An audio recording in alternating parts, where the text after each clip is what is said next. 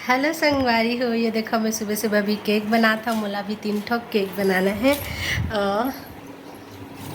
ये देखो, तो ये तीनों केक ला मोला बनाना है। अभी ना मोर प्रेगनेंसी के 2.5 मंथ चलत है।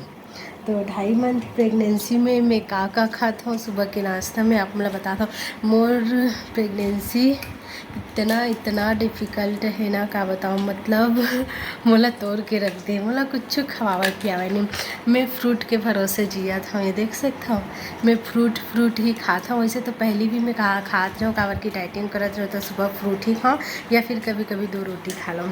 तो मोर फ्रूट में है केला, आप मला दिखात हूँ। एक ऑरेंज रखे हैं, मोर हस्बैंड ह जाम ला है ओला रखे हम। एक केला रखे हैं और इतना मीठा बोइर। ये देखो बोइर एकदम मीठा है संगवारी हो, एकदम लालच आगे ना आओ खाऊँ। और तो एप्पल पता नहीं इतना खा भी सकूँ कि नहीं खा सकूँ। निकाल के तलाए हम आधा बची तेला दोपहर के खाऊँ, कट करके रखूँ, ओकर बाद एला खाऊँ, नाश्ता करूँ। अभी बजत है देखो 9:30 घड़ी। देखा था मोर हस्बैंड यहाँ नाश्ता करत है, गोभी आलू के सब्जी है।